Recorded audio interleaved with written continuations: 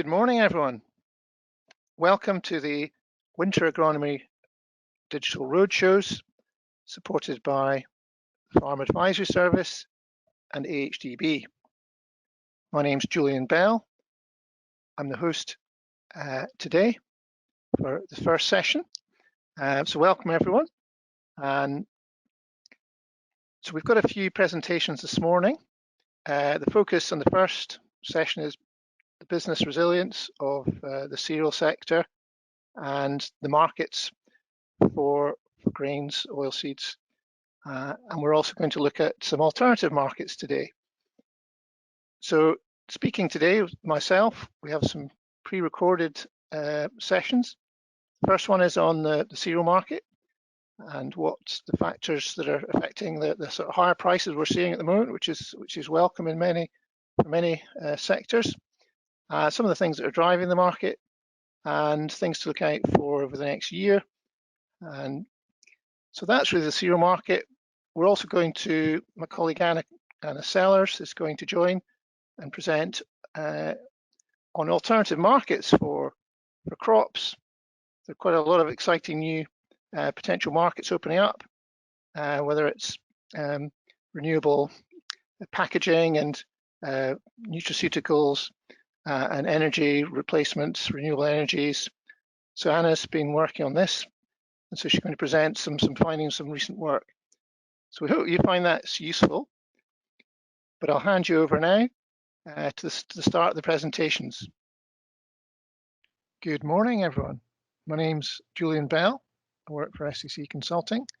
I'm here today to present on the cereal markets as part of the Winter Agronomy Roadshows, supported by AHDB and the Farm Advisory Service. So welcome to the talk. So just to get started, now I'm looking today at the cereal market, what's driving it at the moment, what's important for the next year or so, and how farm businesses should be considering some of the issues that could affect your incomes. Now, it's a very different year, of course, from this time last year, notwithstanding, of course, the virus that's had incredible effects all over. And we've also moved to a digital platform for these meetings. But I think as we go into 2021, there are some quite interesting developments. We have got a deal with the EU, so the Brexit uncertainty has resolved to some extent. There are some questions remaining, but we do have a deal, which is good news. We won't have tariff rate quotas. So trading with the EU will be much easier than we might have been. That's not to say there won't be some problems, but it's generally a positive for the grain sector. The vaccination has started. It may take a while, but we've got that started, so that's good news. And there's some big global changes. We've got a new US president, Joe Biden. So there are some positives out there, despite the uncertainty we still face. And there is hope for economic recovery and in the face of COVID. But we are aware there are continuing to be issues affecting the sector. And Scotch whisky, for instance, is one sector that's been quite hard hit in terms of demand and affecting production as well. So some positives there. When we move on to the grain market, actually, certainly in terms of the price, it's really been very positive. Wheat prices are up £50 since last year. Rapeseed, £30. Feed barley, a similar amount. The main disappointment has been malting barley. Prices only actually rose £8 since the year before. So that's probably been the most negative in terms of the price. So what sort of areas we're going to cover today? Well, to start with, what's behind the higher grain prices? Why have they risen so much? We'll then look more closely at some of the things that might drive the market in the year ahead, both in the UK and across the world, and Scotland, of course. And we'll home in a bit more detail on malting barley. Obviously, there's a disappointment at harvest with some of the prices that were being offered. and yourselves, growers, are weighing up the prospects and what should be putting in the ground. A better autumn meant perhaps a bit more wheat went in, but still it really is a case of getting more, deciding what spring cropping will be. And I think at the end, just a little bit more to the future, looking at low carbon farming. Should we see that as an opportunity or a threat to the cereal sector? So let's start with the bigger sort of global picture. What was 2020 harvest like? Well, the crucial thing is that consumption has been ahead of demand. And actually, it's the third year where consumption has been ahead of demand. So just a little bit, but it is 3 years of gradual reduction in stocks, relatively low, but we've gone away from that rapid build-up in stocks that we saw 5 or 6 years ago. So a gradual tightening of the world grain market. And so what was the general picture for this year? Crop was an extra 36 million tonnes of grain produced. Demand actually went up a little bit more, plus 41 million tonnes. That's 4 million tonne cut in stocks. The stocks to use ratio has been cut a little bit by 3 days. So quite gradual, but you can see we've actually come down a fair way since the highs in 2016 when there was 113 days of stocks. So that is underpinning the market in a general way. But let's look a bit more closely at what's happened this year at the different grains, because there's actually a divergence between wheat and the feed grains. In terms of stocks to use, feed grains are the lowest in 7 years, which is really part of the reason why the prices have risen so much, whereas wheat is at a record high. But if you put the two together, because obviously interchangeable, it takes us back to that overall picture of a gradual reduction in stocks. So let's home in more on the world feed grain crop. It's up 27 million tonnes in 2020. So you think, okay, well, it's actually higher. So why would prices go up? But it's only just around about the same as demand. So demand's gone up by 26 million tonnes. But the real issue, the real reason prices have shot up is that we were actually expecting a much, much bigger crop. Back in May, first USDA reports were expecting a 46 million tonne higher US feed grain crop, mainly maize.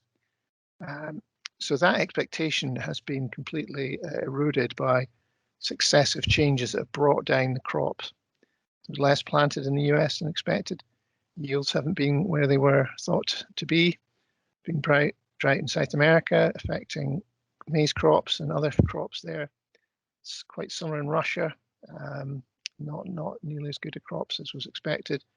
And of course in the UK and the parts of the EU, the grain crops were not really particularly great. So it's that real loss of expected output that's driven prices higher, and it's been the US corn prices that have really risen. So you can see the bottom line there is the US maize price, Chicago maize, up around £40 a tonne since early September. And that's what's really underpinned the market. Now, if we look ahead, we've got some positives. We've got the drought in South America. There has been rain more recently, but maybe that's possibly a bit late for quite a few of the crops. We'll just have to wait and see. There's been an issue in Ukraine, Russia. There are certainly lower crops there, lower maize crops in Ukraine, and Russia putting export tariffs on their own crops, wheat, just trying to limit the sales out of the country. So these are really all pushed up the world prices. I think the obvious thing at the moment to just be aware of, those high maize prices, they are a risk because they could spur more plantings. It's going to be attractive to plant maize in the spring in the US and other parts of the world, and it's likely that that will rise. Having said that, soya prices are also quite high, so that does counterbalance it. But I think this high prices should be viewed as a bit of an opportunity. They may not necessarily last, of course. So let's move on to the UK. So why why do these maize prices, why have they fed through so quickly to the UK? Well, the reason is the wheat crop only at less than 10 million tonnes, 9.7 million tonnes, the lowest since 1981. And that's really incredibly small crop. So in terms of the UK, what does that mean? Well, in terms of wheat, in 2021, doubling our imports. It's kind of pushed down demand for feed and for human use. And it's left us in a deficit. In fact, I did revise this up recently because the supply and demand data didn't have the latest crop size. So we're actually left, we're not quite sure how we're going to meet all this demand. And stocks are likely to be taken right down to the absolute minimum.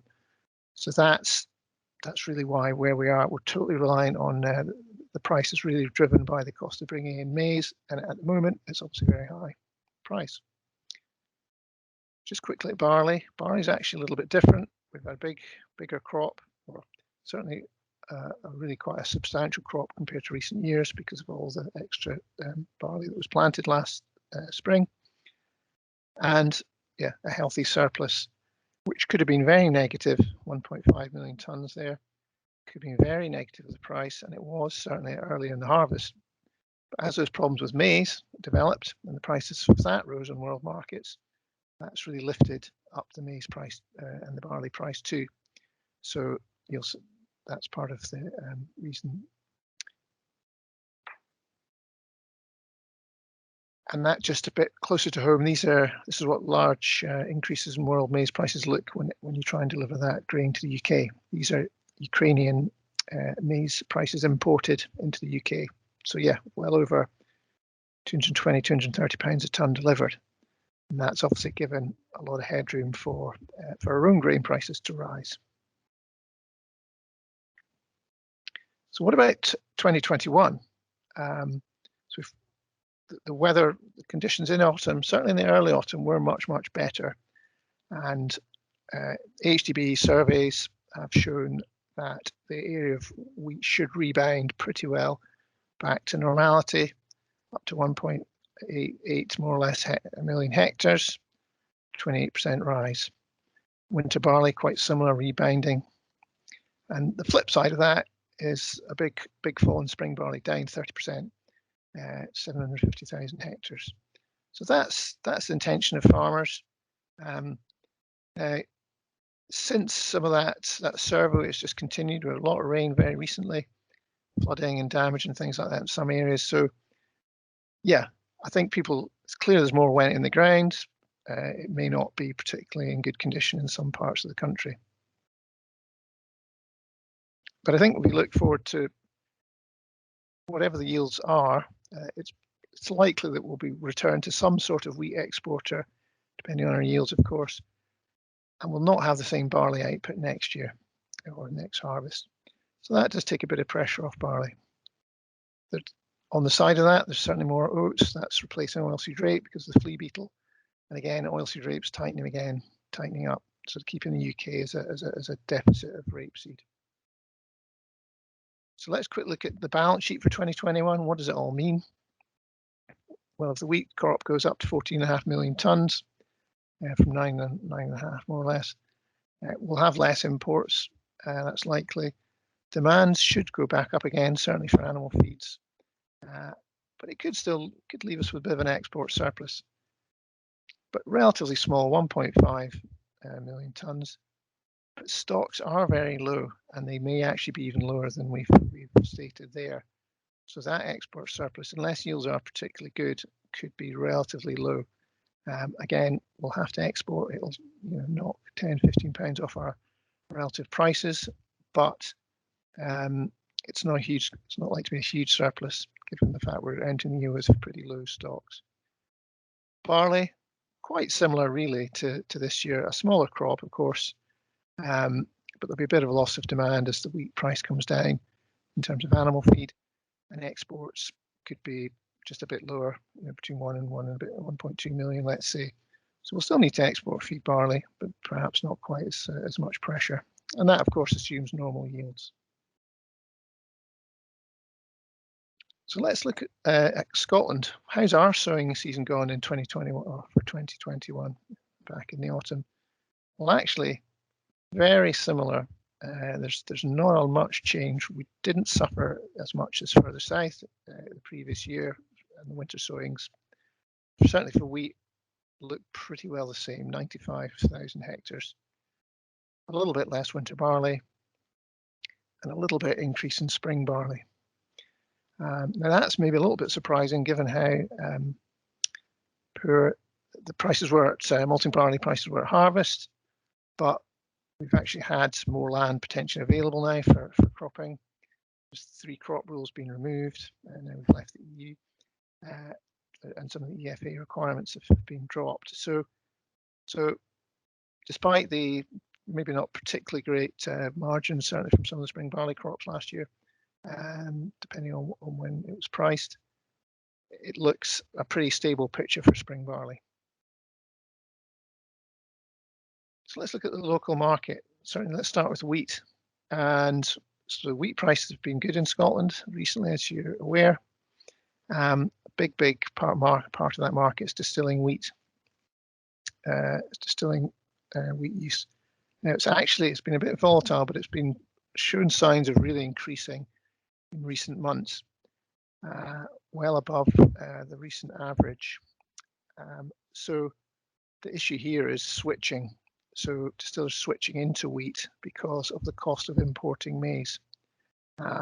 So while distilling is still perhaps suffering from various effects of COVID in terms of demand, but the total amount of grain may not necessarily be particularly high in terms of usage, but wheat is looking very competitive. So if you look towards the bottom, you'll see that at the moment, wheat delivered over 210, 212 pounds a tonne in Scotland. Well, that's still a good deal cheaper than maize, 18 pounds potentially cheaper than maize. And that's historically really, really low, really competitive for wheat. So that you can see really why the distillers, those that can, are switching back into wheat. The new crop actually looks very similar, if not even greater discount for current forward prices for wheat, are very much cheaper than imported maize. So at the moment, that's positive. Of course, something's going to change. What will happen to world markets? Will our prices rise up to meet them, or will they come down? That's a big question for the future, but certainly we look competitive in the new crop position. And I think the other traditional thing we look at here is the premium over the English market. Scotland, wheat's actually been cheaper in Scotland than England because we didn't have the same loss of cropped area because of in 2020 harvest. And England's actually in deficits, and it's very unusual. So that should revert back relatively to the normal pattern next year. Now, what about malting barley? Well, it's different really in terms of we saw a sharp fall in the early part of the pandemic. You can see the dotted line there, dramatic fall in barley usage for brewing, malting, distilling. That has recovered. That was partly because a lot of distilleries and breweries were shut just for social distancing concerns and things like that. The industry's got protocols and things in place, but it's still operating at a lower level of demand. And part of that's beer, pubs being closed. Whisky is suffering to some extent as well. And exports have certainly been hit by the US tariffs on Scotch malt whisky. So the market's been a bit negative, clearly, for whisky. Export sales have been weaker. And yeah, so overall brewing distilling use is lower. Now, in terms of pricing, just at the harvest just past, what was the case? What happened there? So the blue bar is the malting price in Scotland, and the brown sort of figure there, the £4 a tonne, that's the premium. So a terribly low premium for malting barley in Scotland this year. And the red is the comparison between Scottish malting barley and English. And this year, Scottish malting barley was £13 a tonne lower than England. So that's really unprecedented. And it tells you that we had a big surplus of malting barley in Scotland after the harvest. So, and with demand subdued and good stocks in store from the earlier shutdown of the distilleries, the premium just wasn't there, and you can see that really hit our prices. Well, what about looking forward? What's the situation there? We look oversupplied. What's the potential for 2020-21? Now, these figures are just a general indication because we're lacking some data at the moment. But if we start with 2020, demand was certainly down. That's we don't have clear figures on exactly what's happened to whisky demand for malting barley. Certainly, it's lower. If we look at the crop, a big crop, 1.7 or 7 million tonnes, assuming a sort of standard share of malting varieties, that would give us a total of 1.25 million tonnes of malting barley. And the ratio there, the 62%, that's how much of that crop would be needed to meet that malting demand. So it's very low, just 62%, and hence such low premiums. And when you've got a low proportion of the crop needed for malting, then it pushes down the premiums. Now, rolling to 2021 looks very similar until we've got a clear idea of what's going to happen to demand in 2021. We've just got to assume it's going to be at a lowish, reduced level. The crop could be very similar in Scotland, slightly bigger area. Yields are exceptionally good in 2020, maybe not quite so good in 2021. Who knows? But generally, it looks like we'll be pretty well supplied, and premiums would not be particularly good at harvest. So, yeah, that it looks like a continuation of the current situation. And I think one thing underpinning this, certainly more recently, has been that the new varieties of malting barley have definitely picked up in terms of performance. And we've had some good yields in the last couple of years, and that's been part of the issue in Scotland. Although the area is not particularly high, yields have recovered. So assuming that continues in 2021, obviously it depends on the weather. We'll just have to see. So I think when you're looking at cropping options next year or the coming year, what the forward price is looking like. Well, wheat, £160 a tonne at the moment. That's actually down sharply from the current prices, assuming the UK is going back to a normal harvest and some improvement in world supply and demand.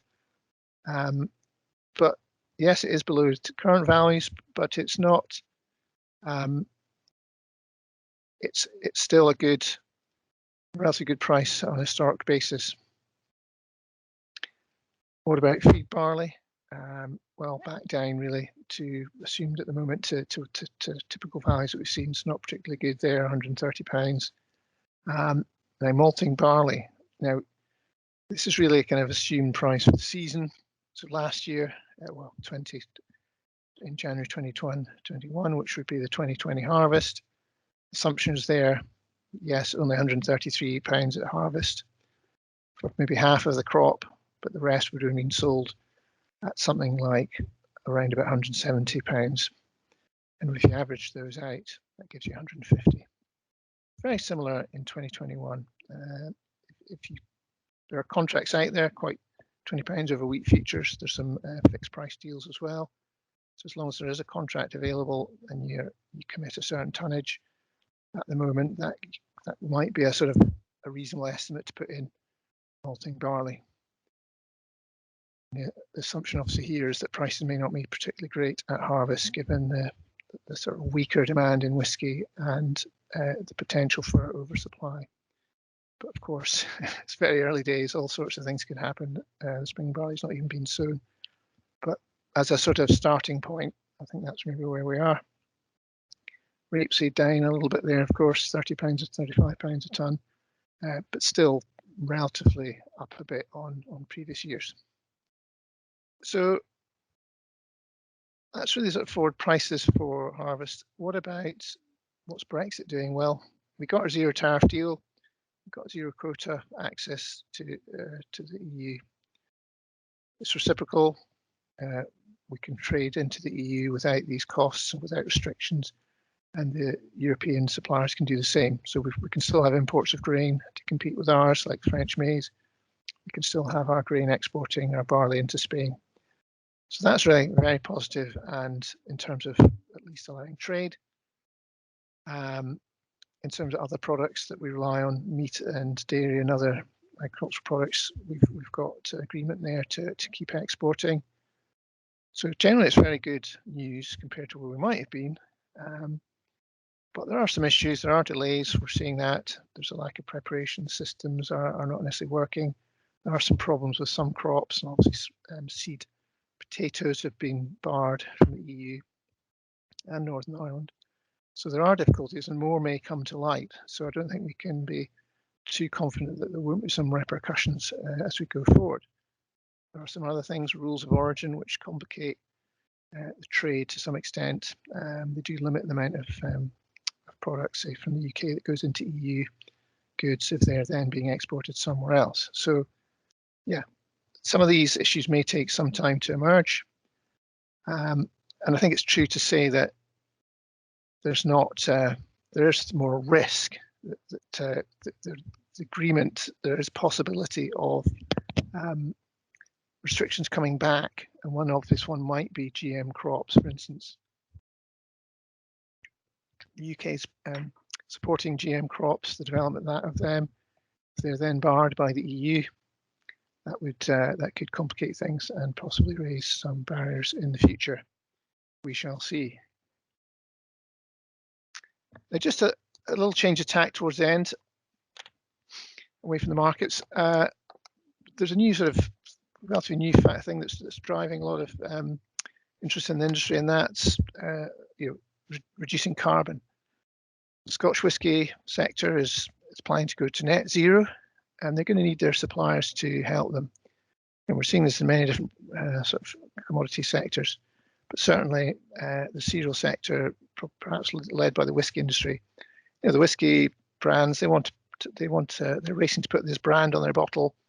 You know, we're zero carbon product. That's what they want the consumer to read on the label. So what's it going to take to do that? Well, we had a look at growing spring barley and what sort of things you might be able to do, and what your potential would be to cut carbon.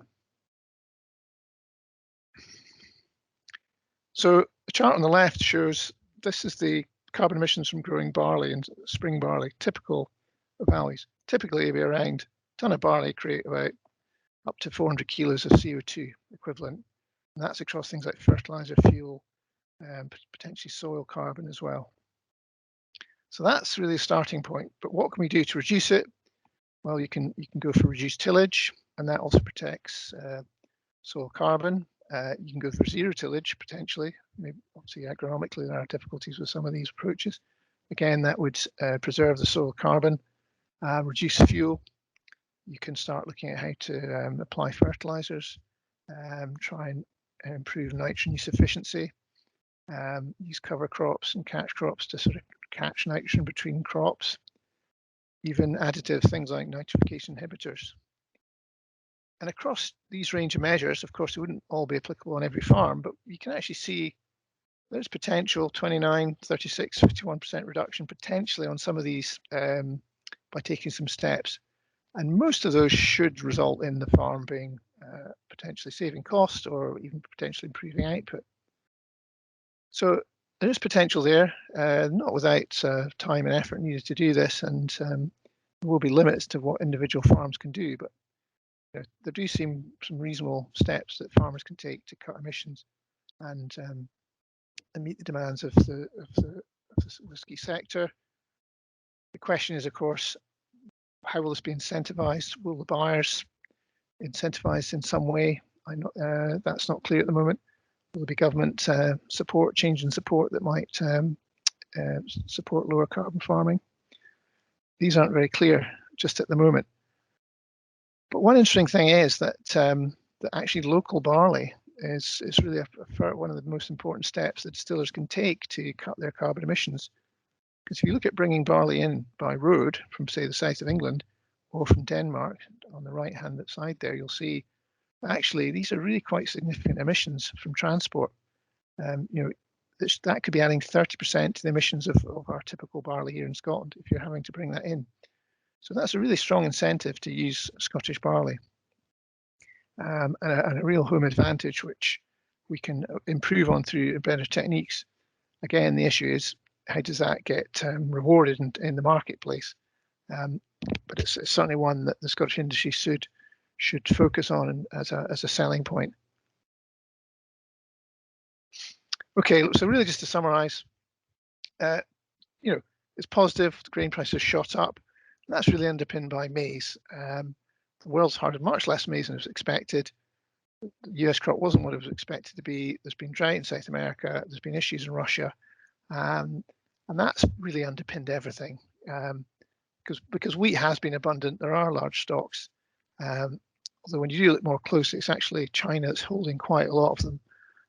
But it is a game of two halves, and it's the feed grain that's really underpinning. We've really benefited in terms of pricing because there's been such a poor UK wheat crop, and we're really reliant on imports, and the cost of bringing that maize has been driven up. And here in Scotland, that's actually helped boost demand, certainly into distilling, because our own local wheat is really a much better price than importing. So that's boosted demand. So if we look ahead, what sort of things should we be thinking of? There are some negatives. You know, we are likely to go back to a wheat exporter for the UK as a whole, but stocks are actually going to be very, very low. So that will not be a big surplus. It's unlikely to be unless we get exceptional yields. What is negative? Those high maize prices, which are spurring on, they may well spur on production. The US is about to start planting, well, fairly soon, maize, and other parts of the world too. Of course, the weather will drive the yields at the end of the day, but that is a risk factor. You know, don't look at high grain prices and go, great, let's wait. Get some priced up going forward. We've got a good base into next year, £160 plus for next harvest for wheat. So certainly take advantage of the current restraints we've got on a share of your wheat. You know, and I think some other positives there really are wheat. You know, weaker wheat, UK wheat is looking relatively cheap. So demand should be good for next year. In terms of barley, crop's going to be much lower across the UK, and that may make it easier to export and narrow that premium. I think we should be reasonably positive about the Brexit deal. It should keep grain trade moving, which could be important, of course, if we've got a surplus. But some issues may arise. I think really homing in more to the malting barley situation. You know, coming up to spring, getting the crops in the ground. You know, yeah, does it make sense to plant barley, spring barley? Well, if you've got a contract, yes, of course. You've got £20 tonne premium of wheat futures. The wheat futures are reasonably strong, but you know, get some price before planting and lock some of that in, because there is a risk at the moment, unless there's a real improvement in the whisky demand based on economic recovery, if that comes at some point this year, and you know, what are yields going to be?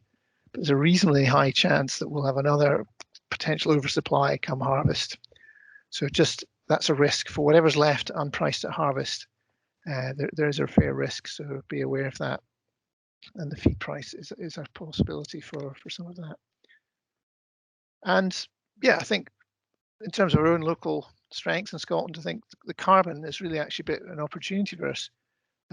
It's clearly a growing area of concern. The whisky industry's got zero carbon targets, and it's going to need farmers to help them meet that.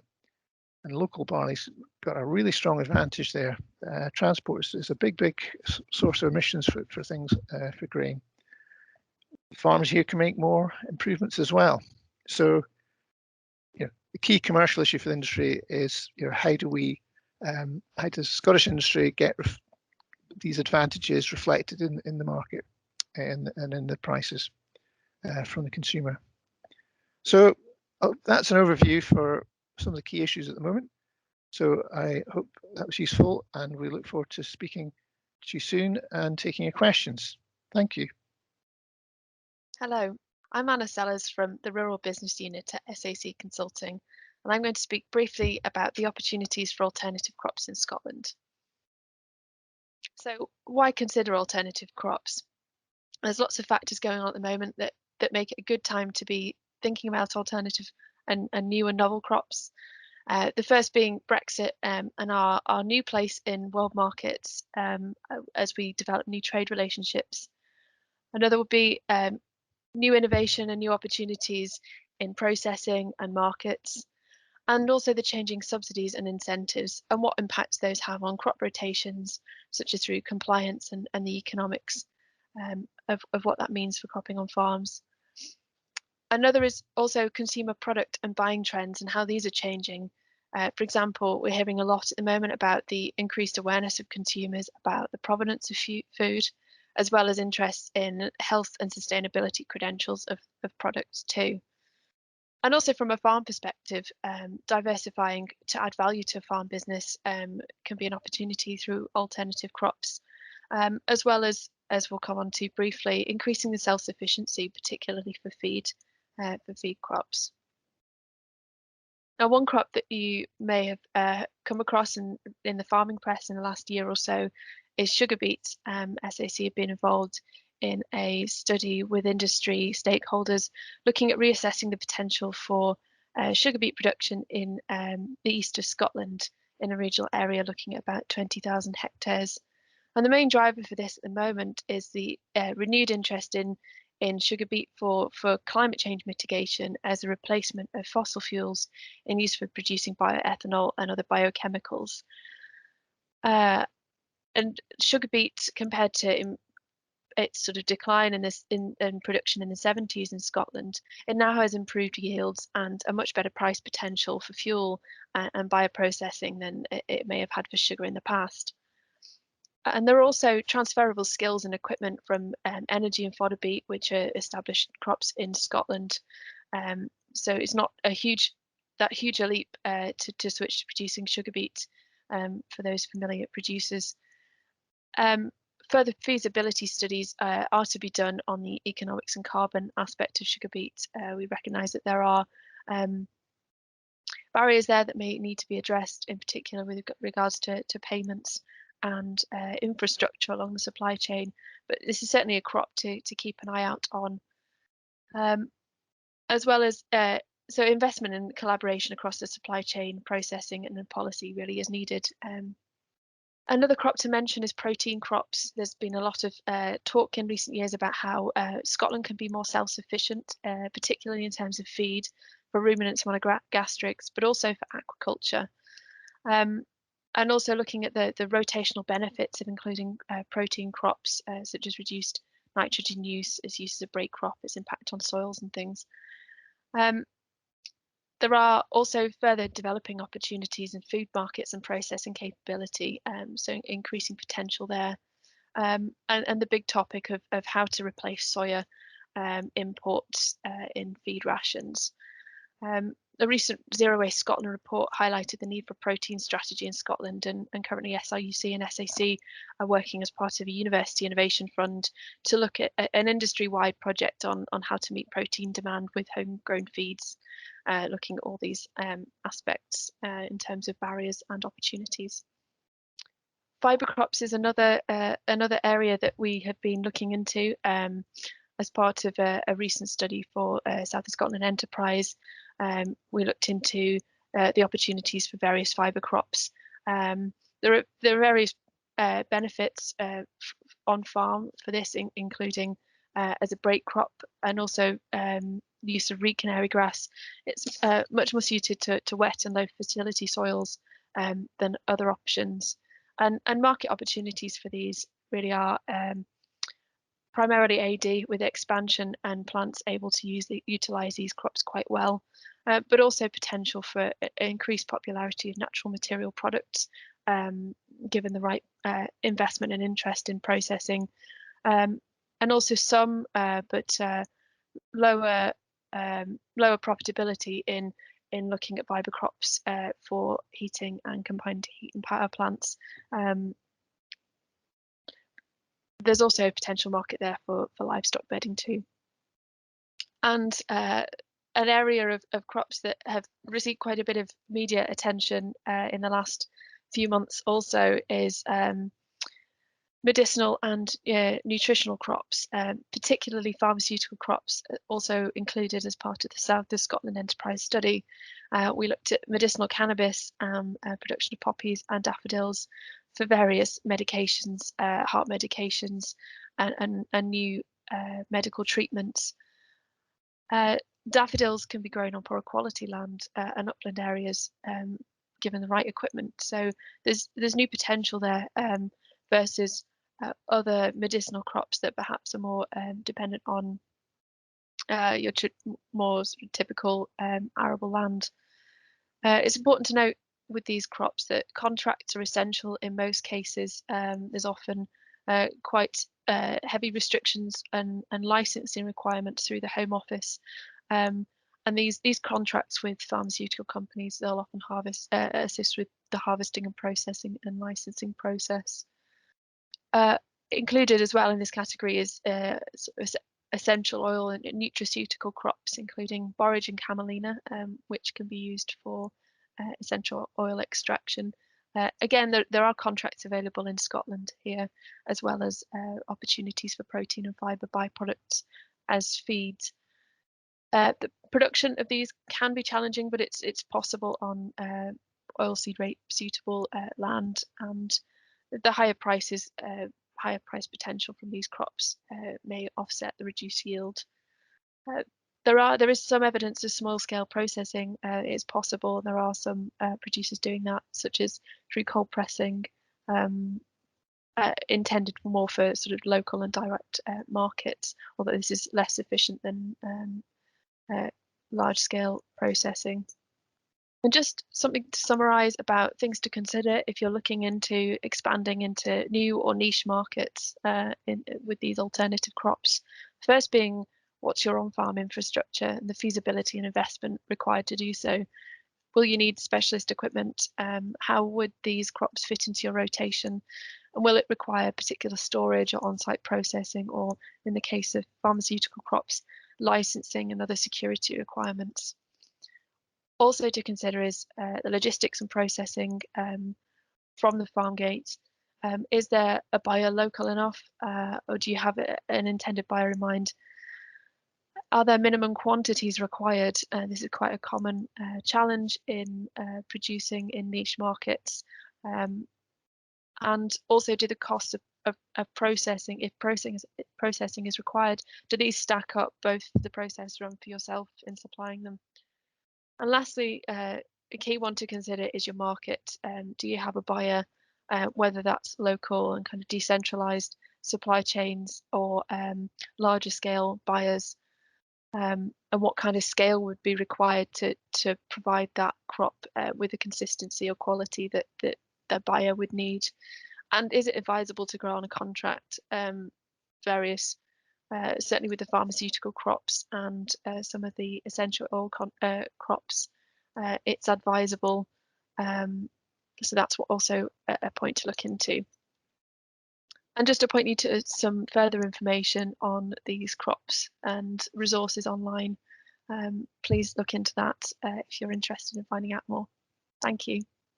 So thank you, Anna, and for everyone for listening to the presentation. So that was interesting to cover some new sort of markets and new opportunities there for alternative crops.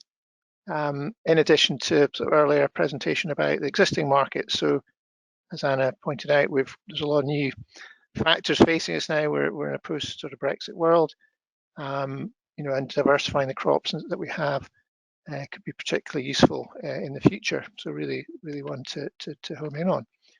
So yeah, thank you very much for your time today, and we look forward to speaking to you soon.